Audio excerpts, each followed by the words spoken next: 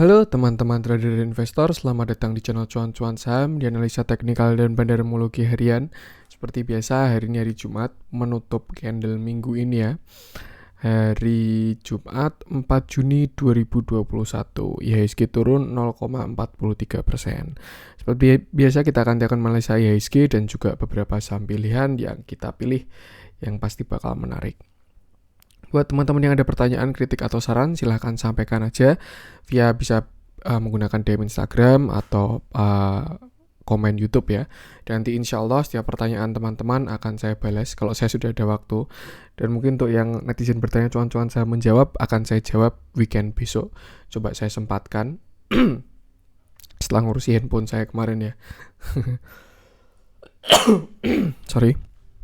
Support terus channel Cuan-Cuan Saham dengan cara like, comment, share, dan subscribe karena support teman-teman itu gratis. Tapi itu sangat berarti buat konten kreator seperti saya ini. Tinggal pencet-pencet aja, bisa klik like, mau komen lucu-lucuan, saran atau tanya analisa silahkan. Terus juga mau subscribe, tinggal pencet-pencet doang, bisa share juga ke teman-teman yang membutuhkan.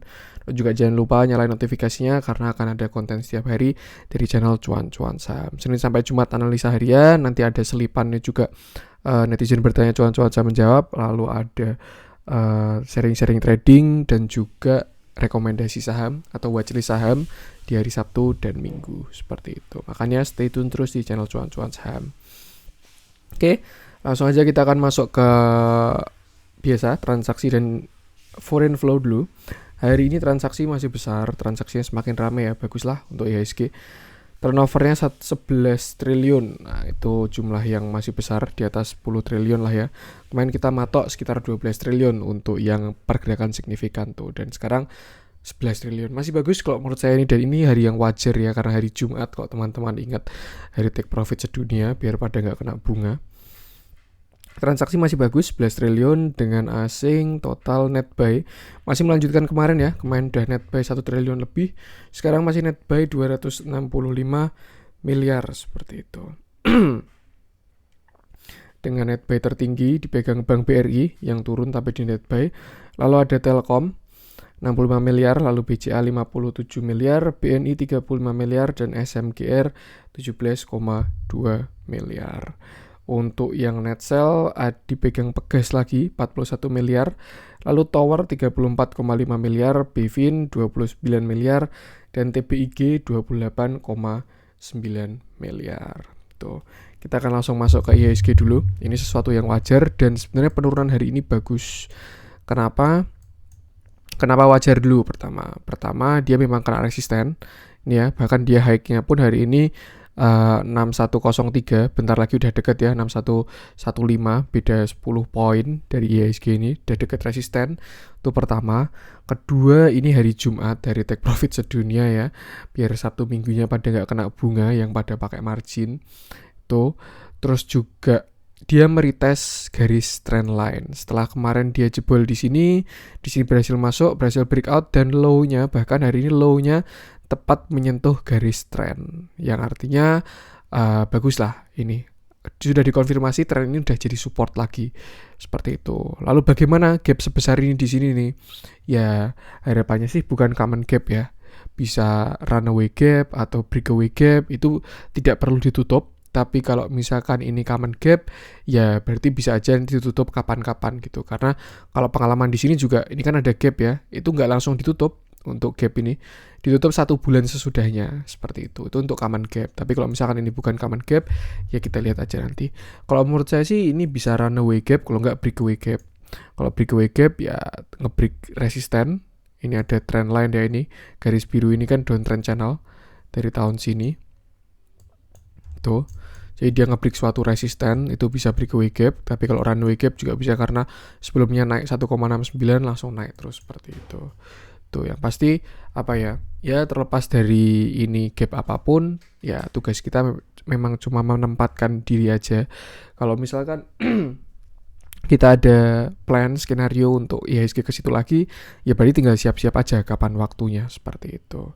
Cuman kalau menurut saya harusnya ini IHSG arahnya masih ke atas. Malah bagus hari ini koreksi dulu biar besok naiknya aman lah seperti itu, sehat. Biar kemiringannya tidak terlalu tajam ya. Tuh. Ini dia dari bond dari supportnya, pertama dari trendline, kedua juga dia masih di atas 6000. Hari ini low-nya 6043. Jadi 6000 itu masih support, trendline-nya juga jadi support. Seperti itu. Untuk resisten sama 6115 ini.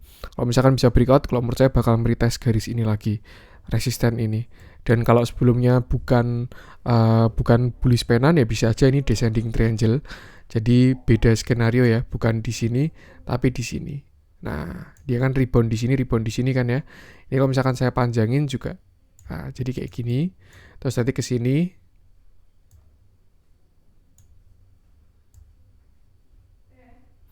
Sebentar, saya pasin dulu nih.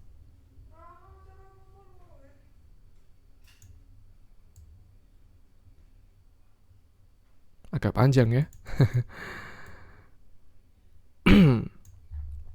Apakah bisa kayak gini? Ya bisa juga. Jadinya descending triangle. Dan kalau misalkan ini nanti benar-benar descending triangle, itu adalah sebenarnya mirip sama penan, itu 50-50. Belum pasti continuation. Kalau misalkan kita ketemu kayak flag, falling wedge, itu kan bisa untuk continuation ya. Tapi kalau ascending triangle, descending triangle, bullish penan, itu dia 50-50. Kalau misalkan breakout ke atas, ya lanjut ke atas. Tapi kalau breakout ke bawah, bisa reversal juga. Seperti itu. Ini berarti swing ke berapa nih? 1, 2, 3, 4. Ya ini semoga aja breakout ya. Untuk si descending triangle-nya. Lalu IHSG kembali bullish lagi. Ada skenario seperti ini. Bisa terjadi, bisa juga. Bisa nggak terjadi, bisa juga. Jelas. Yang penting, selalu yang saya ingatkan, punya trading plan, jaga resiko, jaga modal, jaga psikologi, seperti itu. Harapannya besok Senin lanjut bullish, setidaknya breakout sinilah. Breakout 6116, bahkan banyak yang bilang sampai Agustus, sampai akhir tahun kita bullish. Semoga aja terjadi seperti itu ya, untuk si IHSG ini. Karena juga kalau misalkan kita lihat dari indeks dunia juga udah pada all time high, sedangkan IHSG masih belum all time high sendiri. All time high-nya kan di sini nih, 6600 ini. Tuh, semoga aja kekejar lah sampai sana ya. Itu untuk IHSG. Jadi kita sekarang pakai skenario descending triangle ini dan semoga terjadi, oke? Itu untuk IHSG. Support tadi udah, resisten juga udah. Kalau misalkan bisa breakout 6115, harusnya cakep banget sih IHSG itu. Siap lanjut naik lagi. Kalau enggak ya dia bisa bikin handle dulu untuk nutup gap, nanti kita lihat aja seperti apa. Tuh. Atau bisa bikin inverted head and shoulder, bisa juga walaupun kurang rapi ya. Mungkin cup handle bisa kalau misalkan dia mau reversal pakai cup handle. Atau kalau enggak ya langsung rounding bottom aja, nggak usah cup handle, langsung breakout. Seperti itu.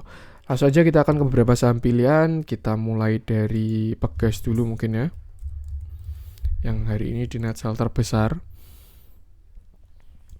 Tuh. Hari ini dia turun 0,85 dari kemarin ya. Kemarin dia juga turun 0,8. Kemarin turun 1,67%, hari ini 0,85.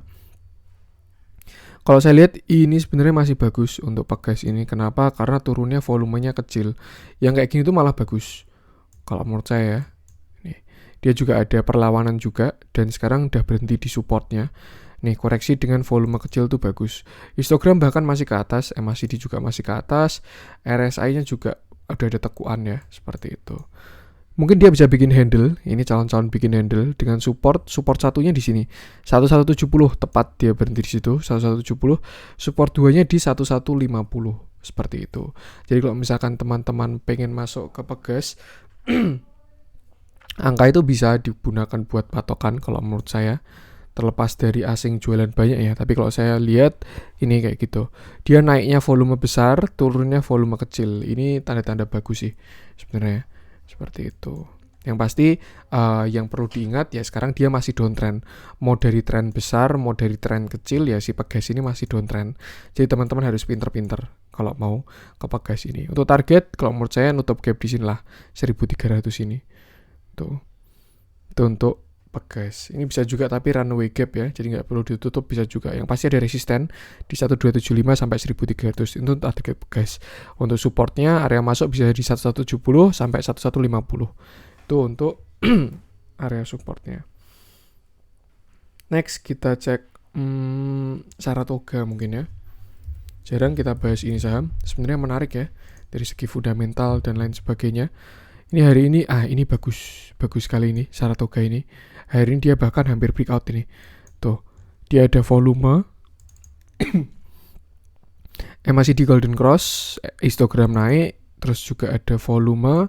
Ini dia juga ada yang namanya hidden bullish divergence. Di manakah dia? Di sini. Ini harga naik, tapi MACD-nya turun. Bisa pakai MACD, bisa pakai RSI sama aja. Kalau yang RSI juga turun ya ini ya. Nih, cenderungan turun dia RSI-nya. Harga naik tapi indikator turun. Itu namanya hidden bullish divergence, yang artinya apa? Continuation, kenaikan ini akan berlanjut. Seperti itu. Uptrendnya bakal berlanjut dari SRTG ini. Menarik juga, hari ini bagus sekali. Ada volume, candle-nya juga besar, bahkan udah breakout. Seperti itu. Tuh. Harusnya besok lanjut naik sih ini SRTG ini. Harusnya ya, besok kita lihat aja. Tapi ini juga ada hidden bullish divergence besar ternyata. Dari mana? Dari sini ya. Ini di sini dia naik terus. Tapi dari sini dia turun terus. Nih. Entah dari sini atau dari mana. Tuh, beda sih ini tekuannya. Yang pasti saya melihat ada hidden bullish divergence, yang artinya uptrendnya akan berlanjut. Ini juga bisa aja dia bikin yang namanya pattern flag, mungkin bisa juga ya. Tapi miringnya kurang rapi sih ini sih. Kalau symmetrical triangle bukan. Kalau flag juga kurang rapi. Kalau ascending kalau bukan ascending sih ya. Kalau rising wedge itu malah bahaya sebenarnya.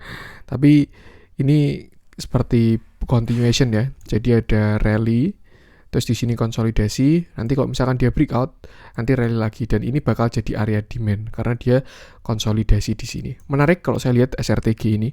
Kalau misalkan teman-teman pengen masuk ya bisa disesuaikan aja. Yang pasti kalau saya lihat tanda-tandanya dia masih bakal berlanjut kenaikannya. Hari ini ada distribusi tapi dari SRTG. Cuman kalau dilihat dari volumenya masih bagus seperti itu. Untuk target ya breakout sini dulu lah pasti 1350 ini. Kalau misalkan bisa breakout 1350 harusnya cakep sekali SRTG ini. Kalau dilihat dari tanda-tandanya harusnya bagus sih. Tuh. Tinggal kita lihat aja nanti dia bisa breakout enggak RSI-nya juga ya. Karena sebelumnya dia divergent nih. Ini di sini dia divergent, enggak sih. Dia turun, ini juga turun. Lalu ini turun, ini juga turun. Belum divergent sih, jadi koreksi sehat. Masih aman SRTG ini.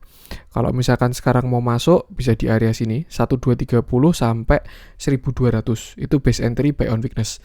1230 sampai 1200. Tapi kalau mau buy on breakout, bisa tunggu setelah dia breakout 1345. Itu bakalan cakep juga. Seperti itu. Tinggal masuk di angka yang bagus. Mungkin bisa 50% lah kalau misalkan mau aman ya. Jadi misalkan di 1230 masuk 50% budget gitu. Kalau misalkan dia turun sampai 1200, masukin 50%-nya. Tapi kalau misalkan dia nggak turun lagi, langsung breakout 1350, masukin 50%-nya di situ. Itu nanti bakalan lebih bagus menggunakan manajemen seperti itu. Masih menarik kalau menurut saya ini. Yang pasti keputusan jual beli kembali teman-teman sendiri, dan jangan lupa trading plan seperti itu. Next kita cek apa ya, BRPT mungkin ya. Aduh, malah yang baren.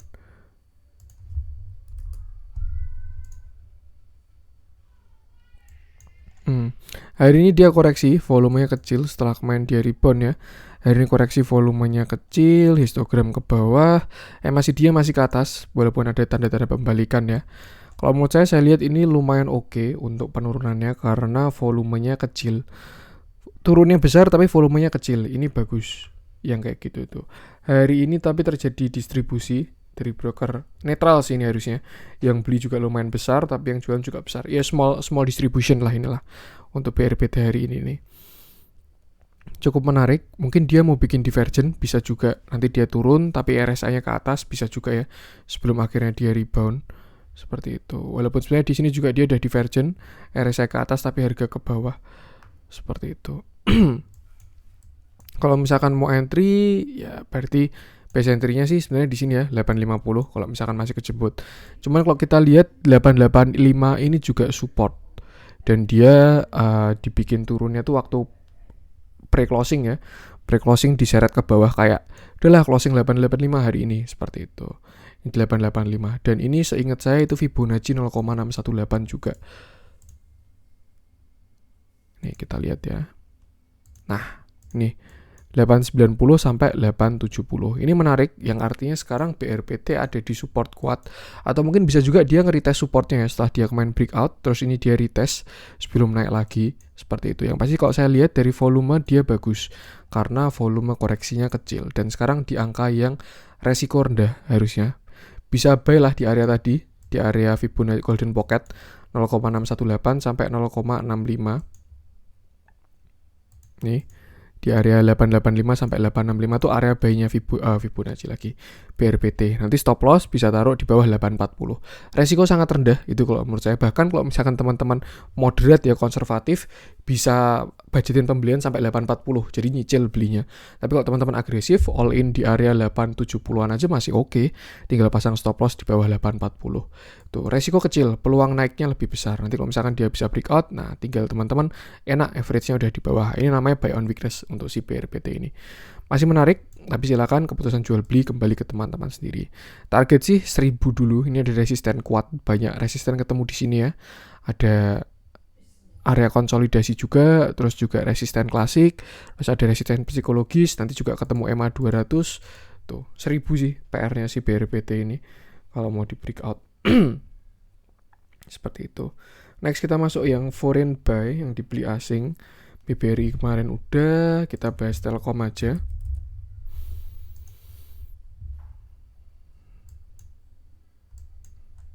Nah, ini Telkom masih melanjutkan kenaikan ya, masih kelihatan sekali bagus dia. Histogramnya naik, semakin kuat, MACD juga ke atas. Ini juga RSI masih ke atas, tapi walaupun udah deket sama area oversold ya. Jadi mungkin harus siap-siap juga, hati-hati. Ini dia juga udah deket resisten dan juga volumenya mengecil. Nih, volumenya mengecil tapi harganya naik. Udah ada anomali volume. Mungkin dia bisa koreksi dulu. Mungkin, tapi nggak tahu juga. Kalau dilihat dari tanda-tandanya harusnya bisa kayak gitu sih. Kalau nggak ya dia langsung persiapan breakout seperti itu ya, karena pilihannya cuma dua ya, naik atau turun. Cuman kalau menurut saya dilihat dari tanda-tandanya dia bisa koreksi dulu. Koreksinya kemana? Mungkin bisa ke sini, sekitar ke 3.300 lagi. Bisa aja dia bikin handle atau bikin shoulder kiri ya. Ini shoulder kanan, ini shoulder kiri, ini headnya, ini calon shoulder kanan, bisa juga seperti itu. Kalau misalkan kita tarik pakai Fibonacci dengan asumsi ini last high ya. Nah, dia koreksinya bisa sampai ke sini, tapi agak dalam juga sih. Ya mungkin besok dia bisa naik sekali lagi, habis itu baru koreksi. Kecuali kalau misalkan besok tiba-tiba ada volume yang besar, nah itu tidak perlu koreksi, tidak masalah untuk Telkom itu, seperti itu. Menurut saya masih sama, target 3.600, supportnya di 3.300, itu support kuat.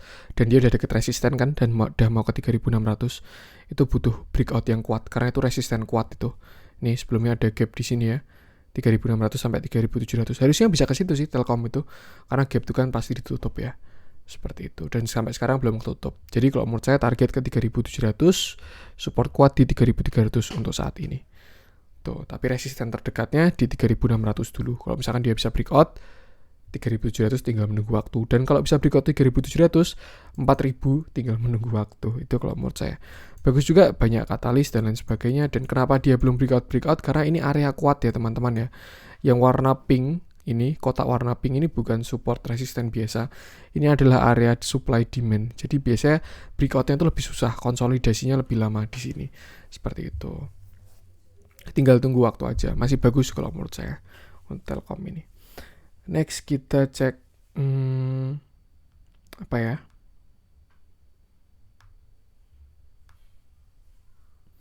Sebentar, nih saya baru lihat-lihat nih. Kebanyakan udah kita bahas yang kemarin ya, emang baru yang panas-panas baru saham-saham itu aja. Kita lihat yang loser aja, masuk ke yang loser. Kita mulai dari Garuda Indonesia, barangkali beberapa teman-teman ada yang nyangkut, butuh keluar, seperti itu. Sebenarnya apa ya? Waktu berita ini banyak keluar, kok menurut saya itu adalah kerjaan bandar. Kenapa? Karena kalau misalkan teman-teman tahu ya, Gia ini Pak CT sudah masuk, alias Khairul Tanjung. Kalau misalkan kita cek di profilnya Gia ini, tuh udah ada pemiliknya 28% tuh kan, udah ada PT Trans Airways. Dan biasanya memang siklusnya seperti itu teman-teman.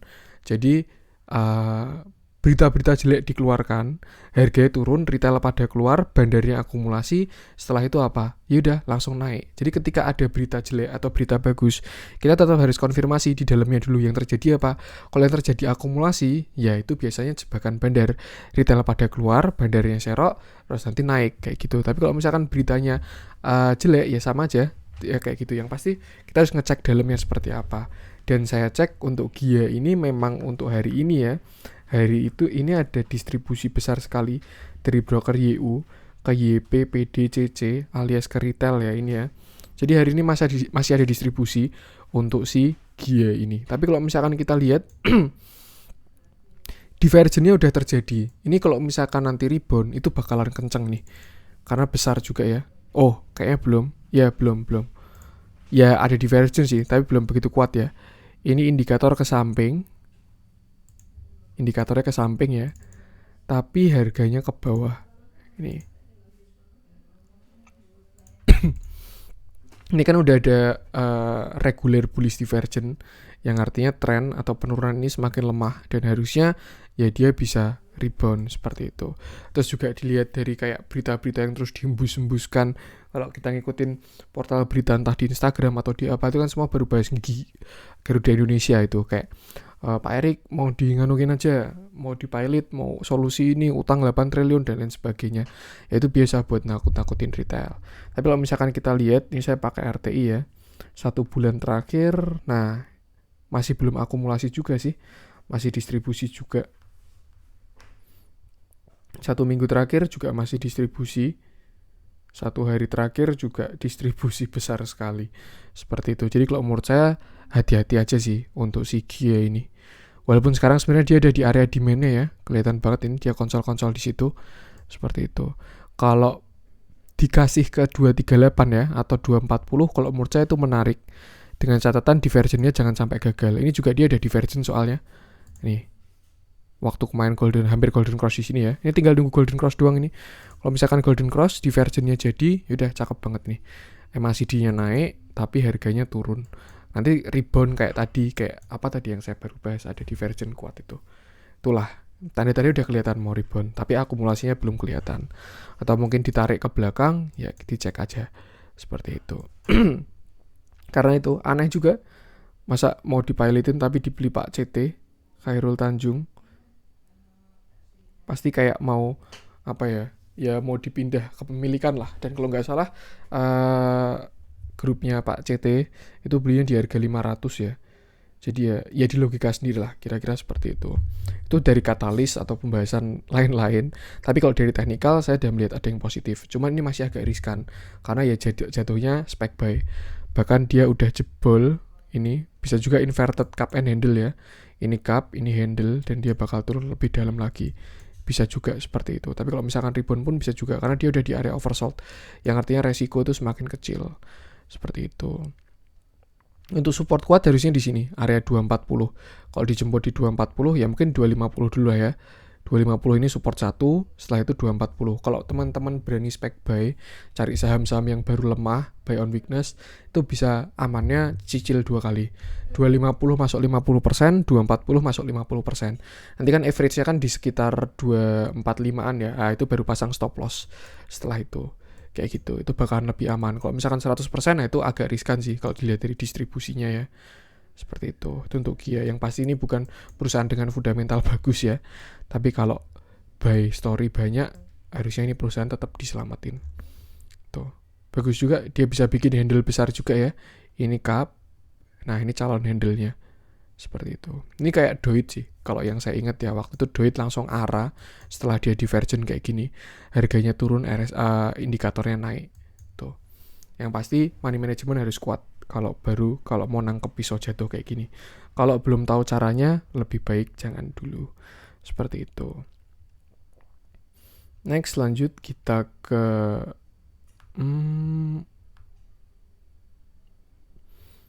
Ntar, saya baru lihat-lihat ini. Ini kayaknya call ada koreksi ya, makanya batu-bara pada koreksi semua. Kecuali TMG, itu karena udah diakumulasi tuh. Bandarnya udah di dalam itu TMG itu. Kita masuk yang ke hijau-hijau aja.